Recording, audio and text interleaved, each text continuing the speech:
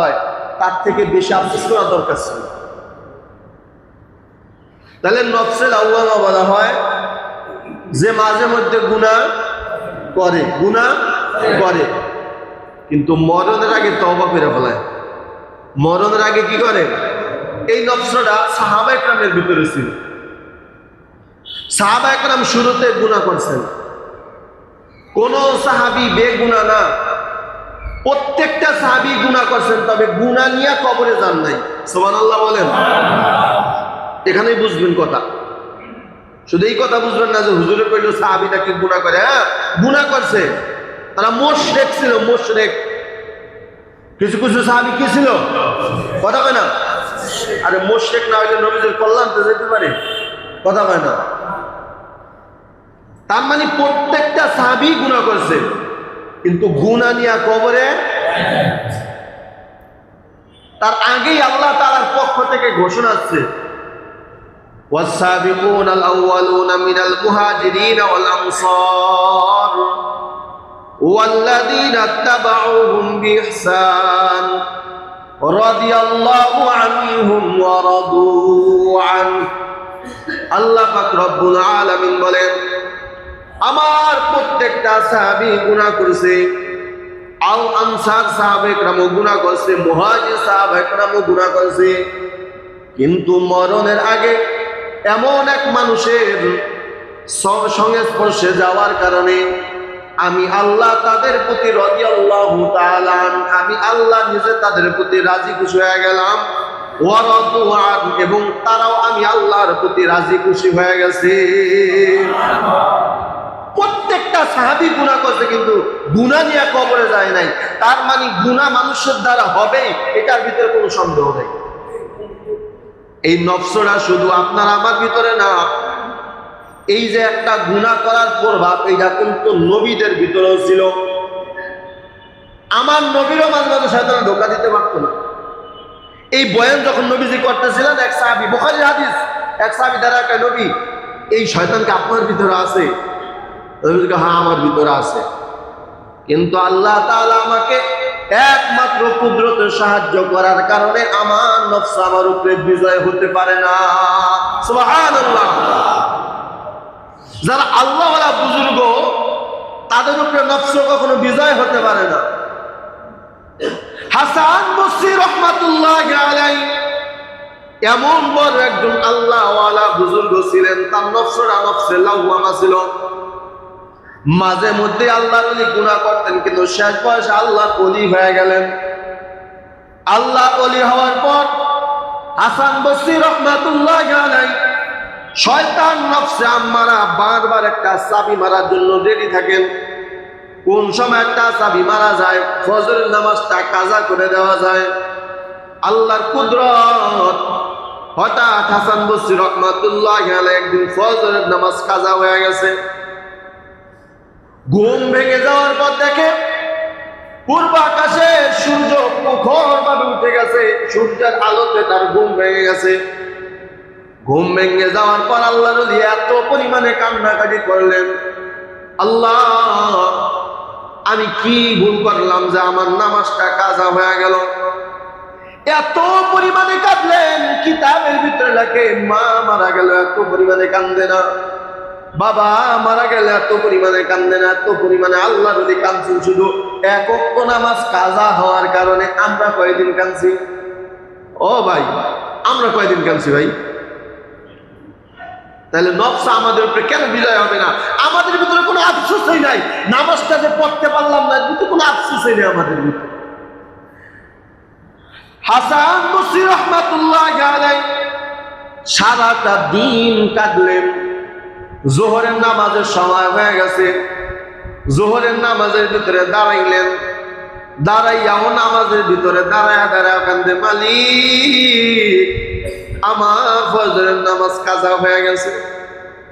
আল্লাহ তাআলা তার কলমের ভিতরে ইলহাম করে দিল, ও হাসান, এক ওয়াক্ত নামাজ তোমার জীবনে একবার কাজা হয়ে গেল, এই কারণে এত কান্নাই তুমি কান্না। তোমার কান্না দেখে আমি আল্লাহ সহ্য করতে পারি নাই, তোমার এক ওয়াক্ত নামাজ কাজার উসিলায় কান্নার উসিলায় কাজা হয়ে গেছে, এই আফসোস করে তুমি যেমন কান্নাই কান্না, এই কারণে আমি আল্লাহ তোমার কান্নার উপরে খুশি হইয়া 50 ওয়াক্ত নামাজের সওয়াব তোমার আমল নামায় লিখে দিছি। मौत कसम जहाए गाफिल इख्तितामे जिंदगी, मौत कसम जहाए गाफिल इख्तितामे जिंदगी, दर हकीकत मौत है सुबह दवामे जिंदगी, जगा जी लगाने के दुनिया नहीं है, जगा जी लगाने के दुनिया नहीं है, इबरत की जा है तमाशा नहीं है। जोरे जोरे कन्ना अल्लाहु আকবার। হাসান বসরি রাহমাতুল্লাহি আলাইহি তার কলবের ভিতর যখন ইলহাম আসলো, আল্লাহ তাআলা তার 50 ওয়াক্ত নামাজের সওয়াব আমলনামায় লিখে দেন। এই ঘটনা শয়তানের কানে গেছে, শয়তান দেখা ফেলাইছে এক ওয়াক্ত নামাজ কাজা করার কারণে আল্লাহ 50 ওয়াক্ত নামাজের সওয়াব লেখা দিয়েছে। আপনারা বলেন শয়তানের লাভ হয়েছে না লস হয়েছে? লস হয়েছে না? পরের দিন রাতের বেলায় শুধু ফজরের নামাজ না, তাহাজ্জুদের সময় হাসান বসরির ডাইকা দেয়, ও হাসান উঠো আর ঘুমায়ো না, তাড়াতাড়ি উঠো, তাহাজ্জুদের সময় হয়ে গেছে। হাসান বসরি রাহমাতুল্লাহি আলাইহি বলে, কে তুমি আমাদের নামাজের সময় ডাইকা দিতেছো? কে তুমি? ডাক ডাকায়, আমি হইলাম শয়তান। আমি কে? কথা কয় না? আপনারা বলেন তো শয়তানের কাজ কি ঘুম থেকে উঠে দেওয়া না ঘুম পাড়ায় দেওয়া? ঘুম পাড়ায় দেওয়া শয়তানের কাজ। হাসান বসরি রাহমাতুল্লাহি আলাইহি হাসান বসরিকে ডাকা দেয়, হাসান উঠো, তাহাজ্জুদের সময় হয়ে গেছে।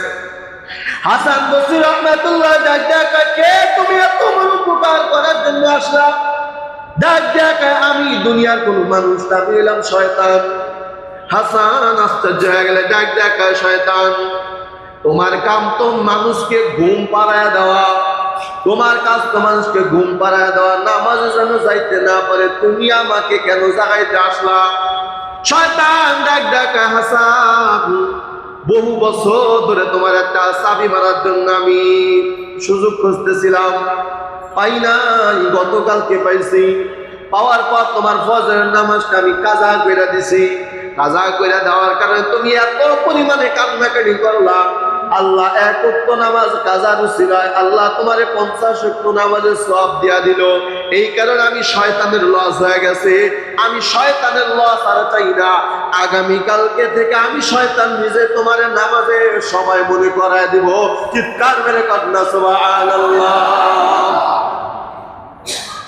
আল্লাহর ওলিদের ভিতরে নফসে লাওয়ামা ছিল, কিন্তু শয়তান বিজয় হতে পারে নাই, তারাই বিজয় হয়ে গেছে। অতএব এই নফসে লাওয়ামা আমার ভিতরে আছে, নফসে লাওয়ামা আপনার ভিতরে আছে। তবে নফসে লাওয়ামা কিন্তু সব সময় গুনার দিকে ডাকে, গুনাহও করায়, কিন্তু গুনাহ করার সাথে সাথে তওবা করতে হবে। আর তওবাটা তখনই করবে যখন বান্দা গুনাহ করার পরে আফসোস আসবে, আফসোস আসবে। নবীর উম্মত, একটা গুনাহ করার পরে যদি আল্লাহর কসম তোমার ভিতরে আফসোস না আসে, নামাজ যদি কাজা হয়ে যায় আফসোস না আসে, জিকির কাজা হয়ে গেলে যদি আফসোস না আসে, অন্যান্য নেক আমল যদি বাদ হয়ে যায়, ভিতরে যদি আফসোস না আসে, আল্লাহর কসম তোমার নফসটা এখনো নফসে আম্মারা হয়ে আছে। এই অবস্থায় যদি মারা যাও, আল্লাহ না করুন, আল্লাহ না করুন, তোমার মরণের সাথে সাথে জাহান্নাম, কোনোদিন জান্নাত দেখবা না। নাউযুবিল্লাহ। তাহলে আমাদের নফসে লাওয়ামা, আমাদের নফসটা কি ভাই? নফসে লাওয়ামা।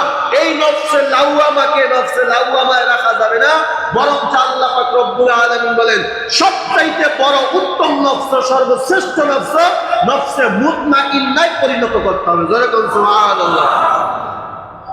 তাহলে নফসে লাওয়ামার তো পরিচয় পাইলাম, গুনাহ মাঝে মধ্যে, কথা কয় না, গুনাহ হয়ে যায়, কিন্তু গুনাহ করার পর আফসোস করার কারণে আবার কি করে? তওবা করে। কি করে? তওবা করে।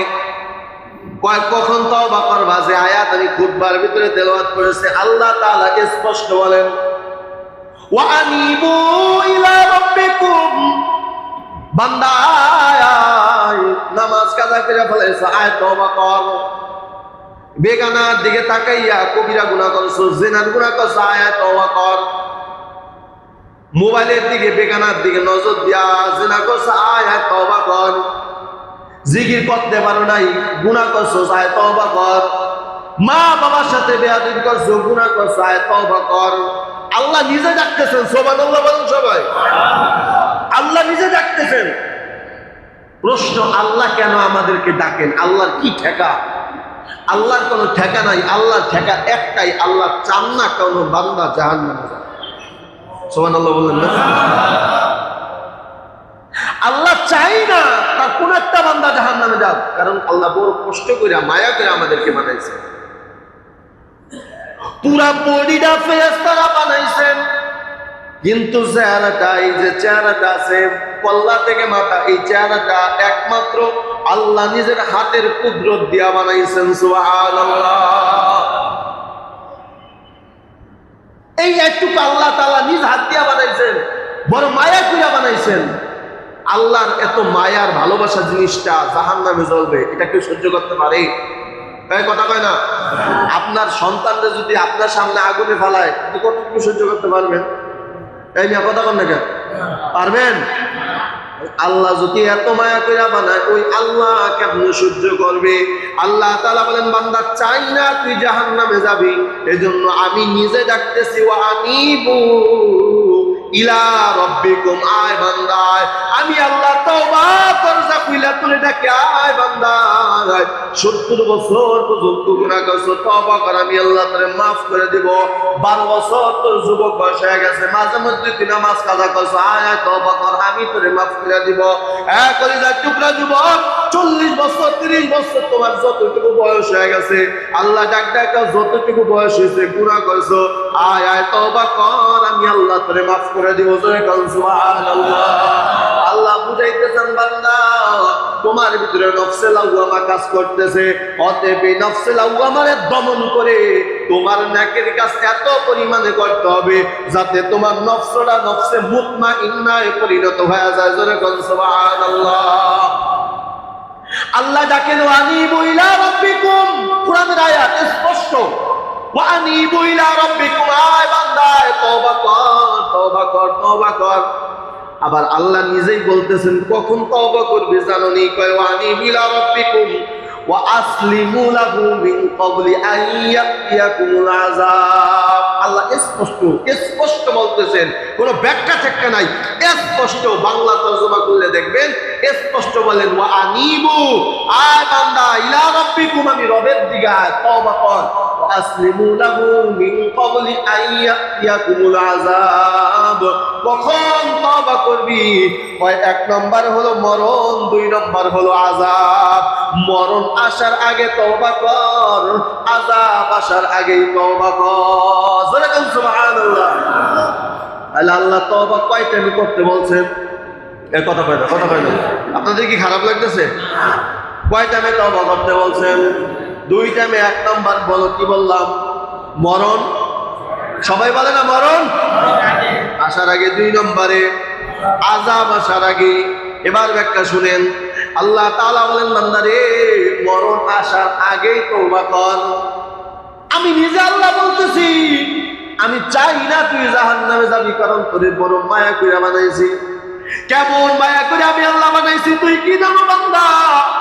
টাকা দেখ, বিশাল আসমান, বিশাল জমিন, পাহাড় পর্বত, গ্রহ নক্ষত্র, আমি আল্লাহ যা কিছু বানাইছি সব আমি আল্লাহ বানাইছি মাত্র 6 দিনে। জোরে কোন সুবহানাল্লাহ। আল্লাহর কুদরত দেখেন মিয়া, বড় আসমান, বড় জমিন, গ্রহ নক্ষত্র, পাহাড় পর্বত, নদী নালা, এগুলো সব কিছু বানাইছেন মাত্র কয় দিনে? জোরে বলেন কয় দিন?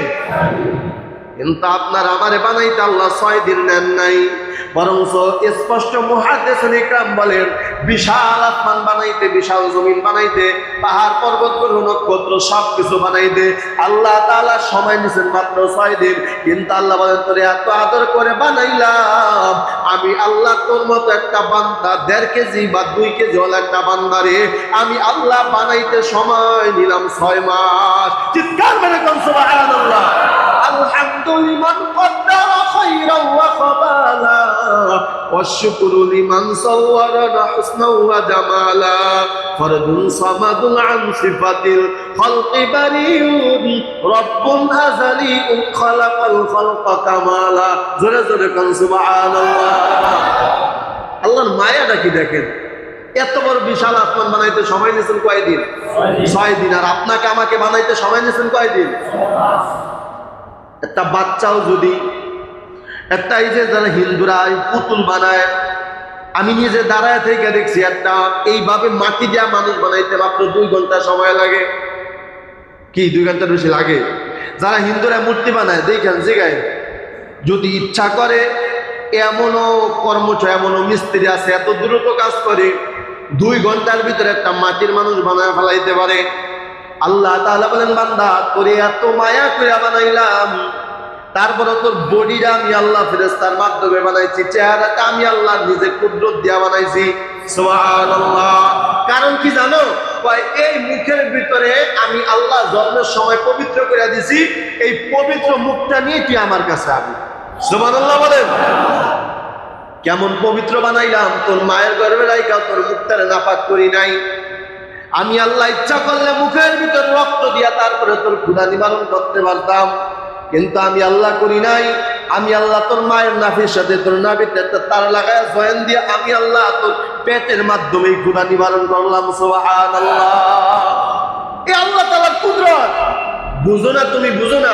আল্লাহ তাআলা এত সুন্দর করে চেহারাটা বানাইলেন, এই চেহারার উজ্জ্বলতা মিনিমাম 45 বছর পর্যন্ত উজ্জ্বলতা থাকবে। যেরকম সুবহানাল্লাহ। আল্লাহ রাসূল নিজে বলেন একটা পুরুষের চেহারার উজ্জ্বলতা থাকবে মিনিমাম 50 বছর লাগছে। কোন কিতাবে 45, কোন কিতাবে 50 বছর। চেহারা উজ্জ্বলতা নষ্ট হবে না, চেহারার দিকে তাকাইলে মায়া লাগবে, ভালো লাগবে। কিন্তু বর্তমানে পোলাপানের চেহারার দিকে তাকাইলে চিৎকার আসে, ধিক্কার আসে, ঘৃণা আসে। ঠিক না ভাই? ঠিক জোরে কর।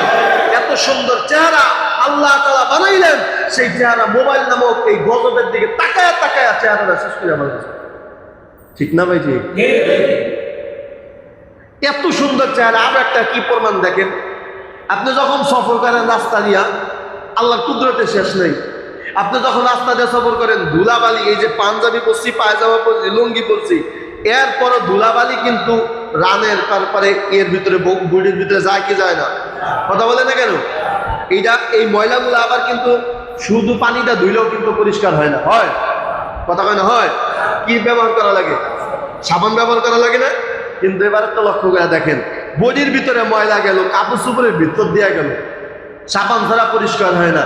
চেহারাটা কইলে আপনি পুরা সফর করলেন, ওই চেহারার ভিতর তো ময়লা ওরকম ভাবে পড়লো না, একটা টিস্যুদা টান দিলে পরিষ্কার। কি কুদরত দিয়ে আল্লাহ বানাইছেন। যেরকম সুবহানাল্লাহ। চিনলা না আমার আল্লাহ রে? আল্লাহর নাফরমানি কেমনে করে বান্দা? এজন্য আল্লাহ তাআলা মায়ার নজরনা ডাক দেয়া কয় আনিবু ইলা রাব্বিকুমা, বান্দা আর গুনাহ করিস না। 2টা জিনিস আসার আগে তওবা কর। ওয়ানিবু ইলা রাব্বিকুম ওয়া আসলিমু লাহু মিন ক্বাবলি আন ইয়াতিয়াকুমুল আযাব। 2টা জিনিস আসার আগে তওবা কর। 1 নম্বর হলো মরণ, 2 নম্বর হলো আযাব। 1 নম্বর কি? এবার আপনারা একটু জবাব দেন তো, কার কোনদিন মরণ হবে জানেন? এই সবাই বলেন। মরণ কত নিকট। আল্লাহর নবী সাহাবী হযরত আলী রাদিয়াল্লাহু তাআলা আনহুকে পয়গম্বর জিজ্ঞাসা করলেন, ও আলী, আপনি মরণকে কত দূরে মনে করেন? স্পষ্ট বুখারীর হাদিস। নবী ডাক দেয়া কয়, আলী, আপনি মরণকে কত দূরে মনে করেন? আলী রাদিয়াল্লাহু তাআলা ডাক দেয়া কয়, ইয়া নবী আল্লাহ, ইয়া রাসূলুল্লাহ, আমি যখন উদাহরণ যোহরের নামাজে ওযু করি, তখন আমি মনে করি এই আমার জীবনের শেষ হয়ে আমি আসরের নামাজ পড়তে পারবো কিনা জানি না। আল্লাহ নবী ডাক দেয়া কয়, আলী, তুমি বড় ভুলের মধ্যে আছো রে আলী। মরণ তো এত দূরে না, মরণ এত দূরে না। জোহর থেকে আসর পর্যন্ত প্রায় 2 থেকে 3 ঘন্টা সময়। আলী মরণ এত দূরে না। ডাক ডাকা নবী, তাহলে আপনি বলেন মরণ কত কাছে? হয় নামাজের ভিতরে সালাম ফিরাইছো ডান দিকে, বাম দিকে সালাম ফিরাবার কোনো গ্যারান্টি নাই। সুবহানাল্লাহ। মরণ কত কাছে সেই কথাই আল্লাহ তাআলা মনে করায় দেন, সাবধান, পাপের মজার, পাপের সাজা, সামান্য মজার জন্য তোমার স্থায়ী আখিরাতকে ভুলে যায় না। নামাজ কাজা করবা মাত্র 1 ঘন্টা সময় বা 10 মিনিট, আধা ঘন্টাই ধরলাম, আধা ঘন্টা একটু মজা করলাম, টিভির দোকানে দেখলাম বা মোবাইলের দিকে তাকায় থাকলাম, আধা ঘন্টা মজা পাইলাম নামাজ কাজা করার।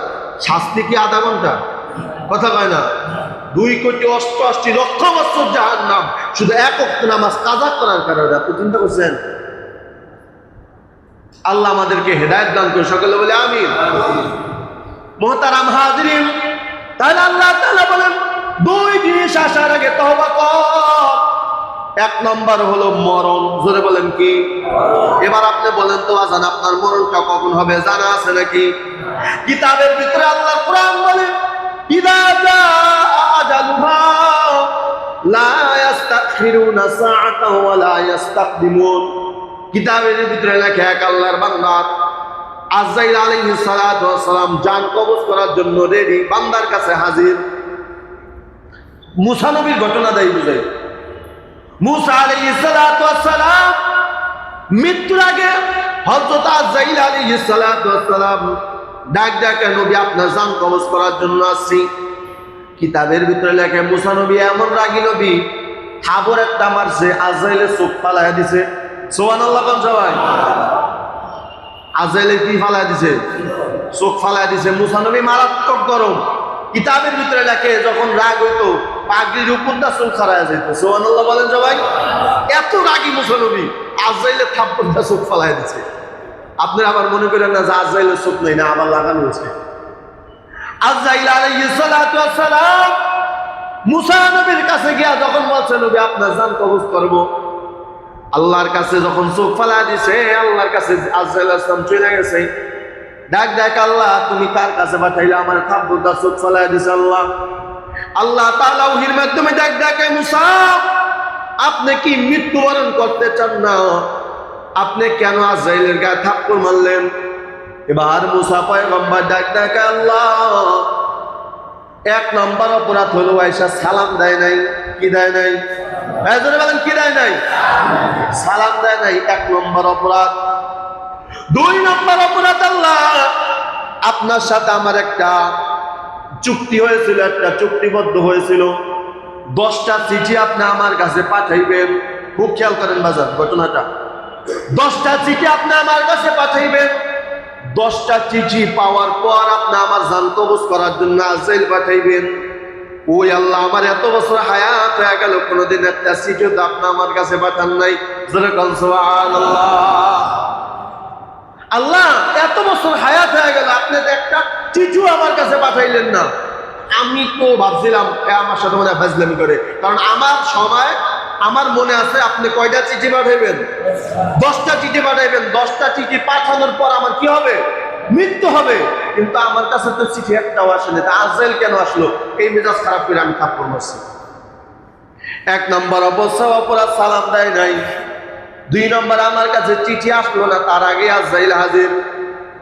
আল্লাহ পাক রব্বুল আলামিন ডাক ডাকে, মুসা নবী, ও পয়গম্বর মুসা, আমি আল্লাহ তোমার কাছে 10টা চিঠি পাঠিয়ে দিছি, কিন্তু তুমি আমি আল্লাহর চিঠির ভাষা বোঝো নাই। জোরে কোন সুবহানাল্লাহ। তোমার কাছে আমি 10টা চিঠি পাঠাইছি, কিন্তু তুমি আমার চিঠির ভাষা বোঝো, তুমি আমার চিঠির ভাষা বোঝো নাই। মুসা নবী ডাক ডাক, আল্লাহ আপনি এবার বলেন কেমন চিঠি আমার আপনি পাঠাইলেন? আল্লাহ পাক রব্বুল আলামিন ডাক ডাক, মুসা 1 নম্বর চিঠি তুমি ছিলা কোথায়? কয় আল্লাহ ছিলাম আমি মায়ের গর্ভে। আইছো কোথায়? আইছি দুনিয়ায়। 1 নম্বর চিঠি। কথা কয় না, কথা কয় না। কয় নম্বর চিঠি? 1 নম্বর চিঠি। মুসা নবী আবার আল্লাহ ডাক ডাক, আল্লাহ আমার 2 নম্বর চিঠি আপনি বলেন। আল্লাহ পাক রব্বুল আলামিন ডাকা মুসা, তুমি হাঁটতে পারতা না, তুমি হাঁটতে পারতা না, বলো তুমি হাঁটতে এখন পারোনি। মুসা নবী ডাকা, আল্লাহ হ্যাঁ আমি হাঁটতে পারতাম, আমি হাঁটতে পারতাম না, পরে আমি হাঁটতে পারছি। আল্লাহ কা তোমার জন্য 2 নম্বর চিঠি। ও মুসা, 12 বছর আগে তোমার স্বপ্ন দোষ হয়েছে কিনা? না আল্লাহ, আমার স্বপ্নের দোষ হয় না, আমি বালেগ হয়ে যাই। আল্লাহ ডাকা বলো তারপরে বালেগ হয়েছিল কিনা? হ্যাঁ আল্লাহ আমি বালেগ হয়েছি। 3 নম্বর চিঠি।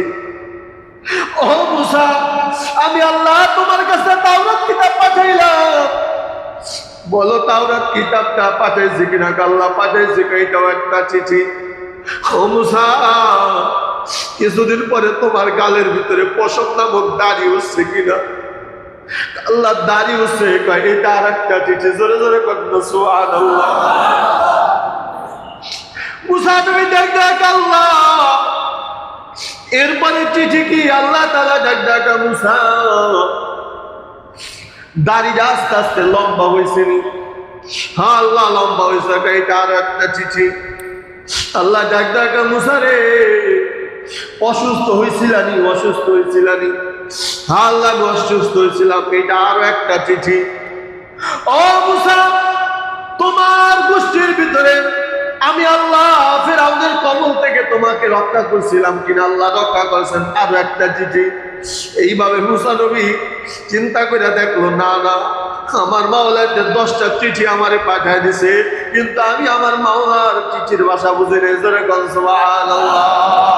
হে বাজান, এজন্য মাঝে মধ্যে আল্লাহ রাসূল সাল্লাল্লাহু আলাইহি ওয়া আলিহি ওয়াসাল্লাম বলেন, হে যুবক, তোমাদেরকে দৈনিক কবর 5 বার কইরা ডাকে। বুখারীর স্পষ্ট হাদিস, আল্লাহ রাসূল বলেন দৈনিক কবর তোমারে 5 বার কইরা ডাকে। হে দুনিয়ার মানুষ, দৈনিক 5 বার কইরা ডাকে। আমি কবর কিন্তু অন্ধকারের কবর, আমি কবর কিন্তু সাপ বিচ্ছুর কবর, আমি কবর কিন্তু বড় আযাবের কবর, বড় কঠিন অবস্থা। সাবধান, ভালো আমল কইরা আইসো, তওবা কইরা আইসো। যেই মাটির উপর হাঁটতেছিল, মাটিরও কিন্তু একটা জীবন আছে। এ গাদ্দার, এ বেয়াদব, নামাজ পড়ো না, আল্লাহর হুকুম মানো না, আমি জমিন দিয়ে হাঁটতেছো, আমি মাটির বুকের উপর দিয়ে হাঁটতেছো, আমি বড় কষ্ট পাই, তোরে কিন্তু শাস্তি কিন্তু আমি দিব। সাবধান, তওবা কইরা যদি আসো ভালো ব্যবহার পাইবা, আর তওবা কইরা যদি না আসো, আমি মাটি বড় তোমার জন্য ভয়ঙ্কর হয়ে যাব। কথা ঠিক কিনা? আমার বাজান, এজন্য আল্লাহ পাক রব্বুল আলামিন বলেন, ইদা জা আজালুহুম লা ইস্তাখিরুনা সাআতা ওয়া লা ইস্তাকদিমুন। এক আল্লাহর বান্দার কাছে আজরাইল আলাইহিস সালাতু ওয়াস সালাম জান কবজ করার জন্য গেছেন। ওই আল্লাহর বান্দা ডাক দেয়া কয়, না না, আমার তো এখনো সময় হয় নাই। আল্লাহর বান্দা ডাক দেয়া কয়, আজরাইল আমার একটু সময় দিবানি, আমি মসজিদে দান কইরা আসবো, একটু সময় দিবানি। আমি 2 রাকাত নামাজ পড়বার, আমার একটু সময় দিবানি। আমি একটু মাওলা জিকির করব, সময় দিবানি। আজরাইল আলাইহিস সালাতু ওয়াস সালাম স্পষ্ট কোরআনের আয়াত তেলাওয়াত করলেন, ইদা জা আজালুহুম লা ইস্তাখিরুনা সাআতা ওয়া লা ইস্তাকদিমুন। হে নাফরমান, আল্লাহ তো তোরে একটু সময় দেয় নাই, তোরে 40 বছর সময় দিছে। ঠিক না ভাই? ঠিক জোরে কর। আল্লাহ তাআলা বলেন, বান্দারে তোরে একটু সময় দেয় না, তোরে 80 বছর সময় আমি আল্লাহ দিছি।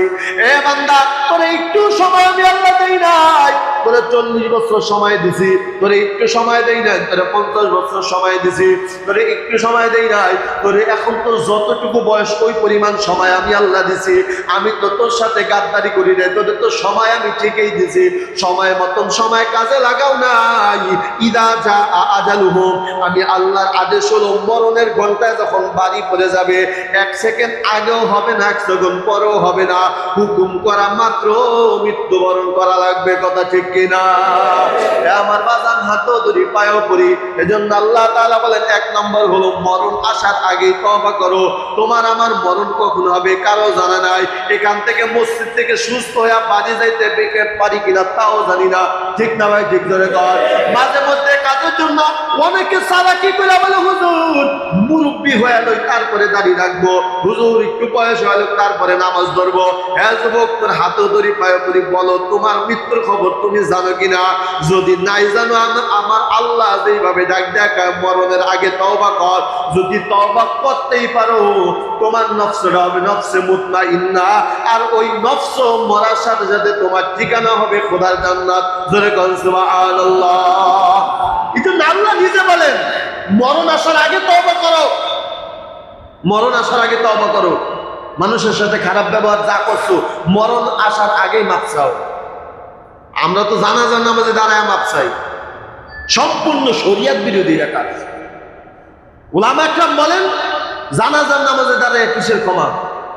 কারণ আপনি যারা কষ্ট দিচ্ছেন, ও যদি আপনার মরণের খবর পায়, আল্লাহর কসম, ও হয় 2 রাকাত শুকরিয়া তার নামাজ পড়ে, আপনি মসজিদে কিছু দান করে। কথা কয় না, কথা কয় না। আপনি যদি আপনি যদি আমারে কষ্ট দিয়া থাকেন, দমক দেওয়া হোক, চোখ রাঙানোর মাধ্যমে হোক, ব্যবহারের মাধ্যমে হোক, আল্লাহর কসম আপনি যদি মারা যান, আমি কিন্তু খুশি হয়ে যাবো, আল্লাহ ওর অত্যাচারে তো আমি বাঁচলাম। ঠিক নেই? আরো মসজিদে দান করবো, আমরা 2 রাকাত শুকরিয়া তার নামাজ পড়বো। জানা যায় কি যাবো? এই না কথা বলেন না। সাধারণ বিবেক কি বলে? জানা যায় সে যাবে। তাহলে আপনি যারে কষ্ট দিন, সে তো জানা যায় আসেন, আপনি মাপসান কার কাছে? হ্যাঁ, এই জন্য উলামা একরাম বলেন, মরণের আগেই মানুষের কাছে মাপ চাইয়া যাও। প্রকাশ্যে মাপ চাইতে না পারলে গোপনে বাড়িতে যাও। কারণ আল্লাহর হক সবচাইতে কঠিন, কিন্তু বান্দার হক সবচাইতে কঠিন। আল্লাহর হক গুরুত্বপূর্ণ, বান্দার হক সবচাইতে কঠিন। আল্লাহ চাইলে বান্দাকে মাফ করে দিতে পারবে, কিন্তু বান্দা যদি বান্দার সাথে অন্যায় করে, কষ্ট দেয়, এই বান্দা মাফ করা পর্যন্ত আল্লাহর মাফ করার ক্ষমতার অধিকার নেই। সাবধান। এজন্য আল্লাহ তাআলা বলেন, মরণ আসার আগেই তওবা করো। শুধু নামাজ পড়ি না এজন্য তওবা করবো না, মানুষের জন্য কার সাথে খারাপ ব্যবহার করছি, গোপনে গিয়ে মাপ চায় নিও, গোপনে গিয়ে মাপ চায় নিও। আল্লাহ তাআলার কাছে তওবা করবা, আল্লাহ আমি অন্যায় করছি আর করবো না, কারণ আমার মরণ কখন আসবো কেউ জানা আছে? কথা বলে কেন? আল্লাহ ডাইরেক্ট স্পষ্ট বলতেছে, আয় বান্দা, মায়ার নজরে মায়ার ডাক দিতেছেন, আনিবু ইলা রাব্বিকুম, আয় রবের দিকে আয়। কি করবি? তওবা কর, মরণ আসার আগে তওবা কর। তওবা করতে দেরি, আমি আল্লাহ তাআলা মাফ করে দেব। তুই খালি তওবাটা কর। তবে তওবাটা কেমন করবি? চোরের মতন তওবা করা যাবে না। চোরে তওবা করে না, কথা হয় না? চোরে তওবা করে না। হ্যাঁ, জীবনে চুরি করবি, জিন্দিগি তো করুম না, মনে মনে নিয়ে সুযোগ পাইলে তোমারও ছাড়ুম না। ঠিক নেই? আল্লাহ এই তওবা হবে না। যেই গুনার জন্য তওবা করবি, জিন্দিগি তার ওই গুনার দিকে যাবি না। এটাকে বলে তাওবাতুন নাসুহা। এই তওবা যদি বান্দা একটা গুনার জন্য যদি খাস দিলে তওবা করতে পারো, আল্লাহ তাআলা তোর বাকি গুনাহ মাফ করে দিবেন। কিন্তু এটা আল্লাহর হক, আল্লাহ মাফ করবে।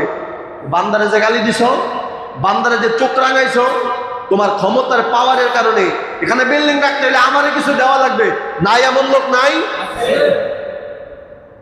এই যে কাজগুলো করছো, এই মাপ কার কাছে চাইবা? এই মাপ আল্লাহও দিবে না। বান্দা যদি বান্দা যদি বান্দারে মাপ না করে, এই মাপ আল্লাহও দিবে না। আল্লাহ স্পষ্ট বলেন, আমার হক গুরুত্বপূর্ণ, ঠিক আছে, আমি দয়া করে মায়া করে বানাইছি, লা ইলাহা ইল্লাল্লাহ তো নিয়ে এসে আরে মাফ করে দিলাম, আল্লাহ করে যাও, মাফ করে দিলাম। এখন জান্নাতে যাওয়া যাবে না। বান্দার কার কার হক নষ্ট করছো, যাও হক আদায় করে আসো। এই হকের ব্যাপারে ইনশাআল্লাহ আলোচনা আর একদিন করবো। তাহলে আমাদের ভিতরে নফসে লাওয়ামা আছে না নাই? সবাই বলে আছে না নাই? আজকে শুধু নফসে লাওয়ামার আলোচনা করলাম। নফসে লাওয়ামা কি মাঝে মধ্যে গুনাহ, কথা কয় না কেন, গুনাহ হয়ে যায়। কি করতে হবে? কি করতে হবে? শুধু তওবাই করা লাগবে না, আফসোস করা লাগবে। যদি আপনি গুনাহের জন্য আফসোস করতে পারেন, নামাজ কাজা হওয়ার জন্য যদি আফসোস করতে পারেন, একদিন আপনার নফসে লাওয়ামা নফসে মুতমাইন্নায় পরিণত হবে। জোরে কোন সুবহানাল্লাহ। আর যদি নামাজ ছাড়ার পর আপনার ভিতরে আফসোস না আসে, মসজিদে না আসার কারণে আফসোস না আসে, মা বাবার সাথে বেয়াদবি করার কারণে আফসোস না আসে, আহলে উলামা একরামদের সাথে বেয়াদবি করার কারণে আফসোস না আসে, উলামা একরামকে ধমক দেওয়ার পর আফসোস না আসে, মানুষের সাথে মানুষকে ধমক দেওয়ার পর আফসোস না আসে, আপনি নফসে লাওয়ামায় নাই, আপনার নফসে আম্মারা আছে। ঠিক না ভাই? ঠিক জোরে কর। আল্লাহ তাআলা আমাদের সকলকে নফসে লাওয়ামা আমাদের ভিতরে আছে, এই নফসটাকে নফসে মুতমাইন্নায় পরিণত করা তৌফিক দান করুন, সকলে বলে আমিন। তাহলে 1 নম্বরে বলছিলাম তওবা করব কি আসার আগে? মৃত্যু আসার আগে। 2 নম্বর 1 মিনিটে ছেড়ে দিই। 2 নম্বর হলো আযাব আসার আগে। কি আসার আগে? আযাব আসার আগে। যেমন বাংলাদেশের ঘটনা, 14 তলা বিল্ডিং, কয়েক বছর আগের ঘটনা। 14 তলা একটা বিল্ডিং, কোথায় জানো? উপরের তলায় আগুন জ্বলে নাই, নিচ তলায় আগুন জ্বলে নাই, 11 নম্বর তলায় আগুন দেওয়া ছাই। কি ঘটনা ঘটছে না বাংলাদেশে? এমন উপরের তলাও আগুন লাগে নাই, নিচ তলায়ও কি লাগে নাই? আগুন লাগে নাই, কিন্তু মাঝখানে 11 নম্বর তলায় আগুন লাগছে।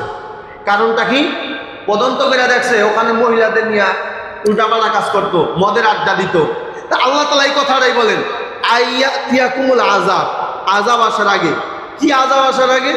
মোবাইলে বয়ে এক নাচ গান দেখতেছ তোর বিল্ডিং এর ভিতরে, আল্লাহ গজব দেওয়ার আগেই তওবা কর।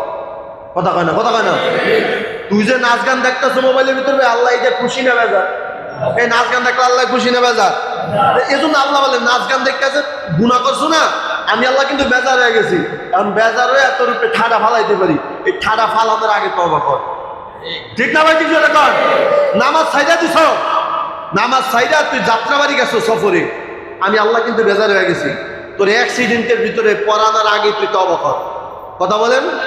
যে কোনো গুনাহ করছো, চিন্তা করবি আমার গুনার ফলটা যে আমার স্ত্রীও ভোগ করতেছে, আমার গুনার ফল আমার ছেলে সন্তানও ভোগ করতেছে, সুদ খাইতেছে, এই সুদের ফল একা শুধু স্ত্রী, শুধু আপনি একা ভোগ করবেন না, সুদের টাকা যার যার প্যানের ভিতরে যাবে সেও এই ফল ভোগ করবে। অতএব গজব আমি আল্লাহ দেওয়ার আগে তুই তওবা কর। কথা বুঝেন? এই কথাটাই মুহাদ্দিসিন ইকরাম বলেন আইয়াতিয়াকুমুল আযাব, আযাব আসার আগে তওবা কর। এরপরে সামনে কি বলেন?